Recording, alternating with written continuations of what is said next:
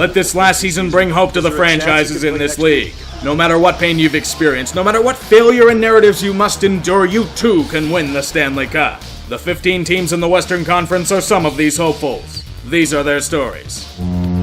Let's get one thing clear. Last year was a disaster that cannot be repeated. The thing this team desperately needs to stay relevant is for their prospect pool to begin to emerge, and that you'll have to do kicking and screaming. Corey Perry is gone, and Kessler and Eves may never step onto an NHL ice surface again. The only significant piece left from the old guard is Getzlaf. Otherwise, it will be the unofficial beginning of a new age of Duck hockey. Out from the shadows of Randy Carlyle for the new age approach of Dallas Eakins. I just hope he learned from his awful tenure in Edmonton. As always, John Gibson will be the main cog leading to success or failure. Keep him healthy this time, Anaheim. There comes a point where a team is just so starved for relevant hockey in April that they'll do anything to get it. The Coyotes have been at this stage for a few years now. Last year they got close, but a plague of injuries quashed those dreams quickly. Now they must bolster. They need a new face of their organization, and what better than the folk hero Phil Kessel? He always did his best under Rick Tocchet, and now they're reunited. If it leads to any success in the desert is to be determined. Lots of big money was given out to their core, so they like what they have. I keep having hope for Arizona only for it to somehow be blown away in a sandstorm. Let's hope this year is an outlier.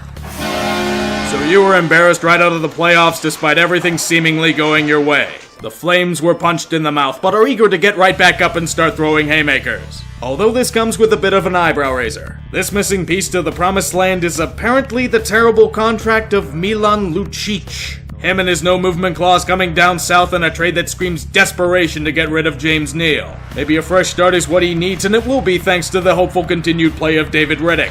Hell, things are still going well for you. The city of Calgary caved on negotiations and agreed to a new arena, as they immediately cut the city's budget by $60 million. God damn it, Nenshi, you never struck me as one to bend the knee. Despite Chicago's hatred of Stan Bowman, this is another team that I can't really gauge. There's a lot of volatility for them. They can make a playoff push or everything will fall apart and Bowman will get the dollar bill eulogy. It's not to do with them not trying, they may be trying a little too hard to right the ship. Moves to refortify the defense in Ole Mata and Calvin DeHaan, a new sexy goaltender in Robin Lehner, and bringing back Andrew Shaw? Did you learn nothing from the repercussions of bringing back Brandon Saad? Doesn't matter to me since your biggest question is, once again, in net. Corey Crawford hasn't been the same goalie since his issues with vertigo, but if Lehner is as good as advertised, you won't need him to be. But seriously, why the hell did you bring back Andrew Shaw?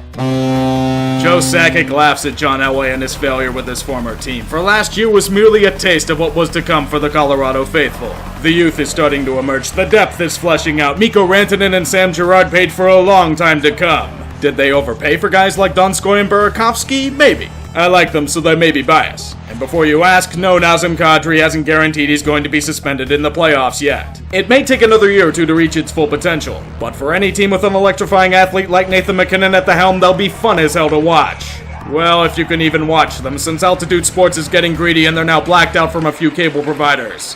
Fuck off, Kroenke.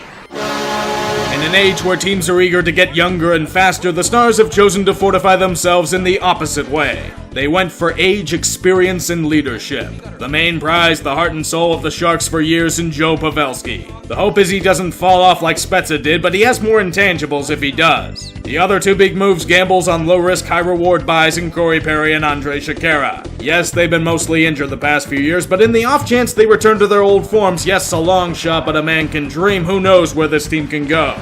As long as Ben Bishop's glass body doesn't betray him yet again, you should be a lock for a postseason spot. Then again, how many deals with the devil does that guy have to make? Another year of whatever the hell is going on in Edmonton will continue because Daryl Cates thinks Bob Nicholson is doing a good job. If the job requirements were throwing players under the bus, he would be correct. New GM Ken Holland both has work to do, yet has his hands tied due to contracts in the executive branch. However, he somehow got out of the Milan Lucic contract, so plus for that. It's more damning on James Neal that he ran himself out of Calgary in 1 year. Not much else that could be done due to the cap situation, but Mike Smith is here to hopefully play over his head again. Yet confirming they've officially ruined Jesse Puljujärvi as he fucks off back to Scandinavia. You also get another old-school coach with questions about adapting to the modern game in Dave Tippett as consolation. As Connor McDavid looks at the cast around him and cries in his sleep, we can only hope he will be free from this hell soon enough. Only 7 more years, McJesus.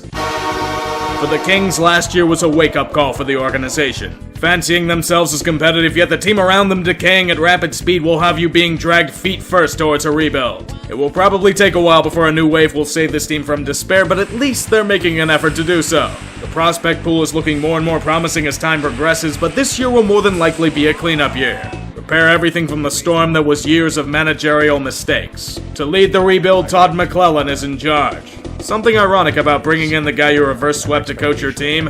Maybe, just maybe, he'll properly utilize Ilya Kovalchuk. It's not like he's a skilled forward or anything. Sometimes the brightest shit shows are the first to die out. This was a tale of the Minnesota Wild and their GM, Paul Fenton. If you were to see what he had done over a year, it was terrible. Completely unprepared, baffling, and an argument could be made for extreme incompetence. The Wild had seen enough and straight up fired him back in July. Remember that this guy was one of the top GM candidates in the game and be amazed. Today, the new GM is pretty much the same resume in Bill Guerin. Incompetence to be determined. At the very least, his team will be competitive, albeit with a bad no-movement clause given out to Matt Zuccarello. Even with the depth on the team and their hopes of a playoff push, I fear it will be the same damn narrative prevailing. Close, but never close enough. I have a feeling that the Predators have a lack of understanding what truly ails their team. If you were to look at them last year, it was a failure to achieve their full potential. Too many roadblocks in their way, and most of them were behind the bench. What do they do as a result? Nothing about the real issue and go big game hunting for a top 6 forward in Matt Duchene, while giving up their best power play quarterback in a lopsided trade. I don't expect a total flameout from the Preds, but something tells me their lack of dealing with this problem will come to haunt them sometime in April. I can't gauge how, but it will happen. Maybe it'll have to do with Roman Yossi's contract expiring soon. For your sake, just hope it isn't as predictable as your power play was. Doug Wilson was right. This team is Charlie Brown trying to kick the football. No matter what they do or try to get over that hump, they never can.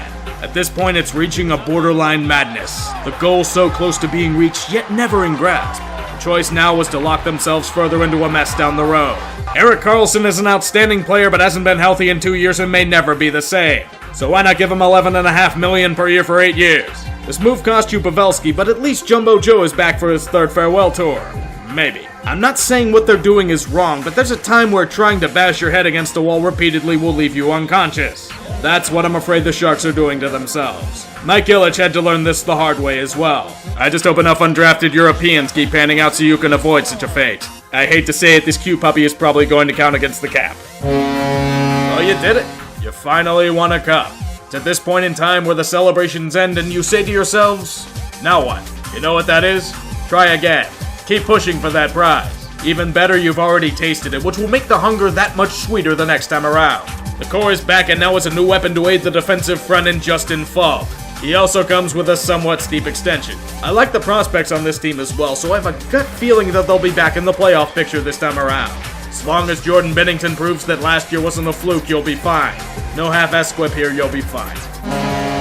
Jim Benning's legacy is an enigma. A man who has done a good bit to bolster the prospect core, but completely undoes any goodwill by lavishing money on bottom 6 forwards and gritty players. This year's recipient of the Benning sweepstakes is Tyler Myers, who is big and physical, and that gets Benning's engine running. Regardless of my snark, if there's a year to emerge as a true playoff contender, this is it. With guys like Elias Peterson and Brock Besser, the young core is forming with more on the way. The real key to any success is in Thatcher Demko. If he is as good as they say, Benning will be the one laughing at us. There are too many what-ifs in this scenario to really back this horse, though. But I will be watching, if that even means anything. What you are hearing is the insatiable victim complex of Knights fans over the most painful season in their history, even though it's their own damn fault for it. Your reward for your first incredibly embarrassing playoff defeat is a journey into the digestive tract of cap hell. Signing William Karlsson to an extension meant shipping off quality depth like Eric Halla and Colin Miller to clear cap room. Even though on paper they seemed like a worthy adversary, when is the bottom going to fall out? The Knights have a couple reinforcements that may be on the way, but the only guarantee is Cody Glass. They'll need the big guns to step up in a very big fashion. Yes, Patches, that means you. Even you, Mark Stone, you and your glorious Canadian leadership are the keys to this season. Maybe you too can get 4 power play goals in 5 minutes. Serious question, Winnipeg. Did you guys even do anything in July and August? You had so long to prepare for the inevitable talent drain and cap crunch, yet you seemingly joined Terry Fox on his run for a spell. I don't get it. The only big free agent signing they made was Mark Letestu. What else is there? Getting a fast one pulled on you by the Rangers? Extending Neil Pionk and Josh Morrissey? You finally got to compromising and brought back Laine and Connor, but it may be far too late to change the narrative. I'm not saying they're fucked, but just look at this team defense. This is especially true since Big Buff has taken a leave of absence and who knows when he'll be back. I hope he figures everything out like the Jets. Unlike the team, I may have better odds on Bufflin doing that. I'm horrible, I know. Just like last year, the West feels kinda top-heavy. The elite teams are truly elite, but there's a thriving and diverse mid-tier that should hopefully lead to competitive play. In the Central, I'm choosing the Predators, Avalanche, Blues, and Stars as playoff candidates. The Pacific will bring in Vegas, San Jose, Calgary, and Arizona. This is roughly the third year in a row I've had hope for Arizona, so maybe it's the charm? Please? So I don't look like an idiot yet again? And the time winds down! They did it! It's over! The game is over! The series is over! The wait is over! And the St. Louis Blues are the Stanley Cup champions for the first time in franchise history!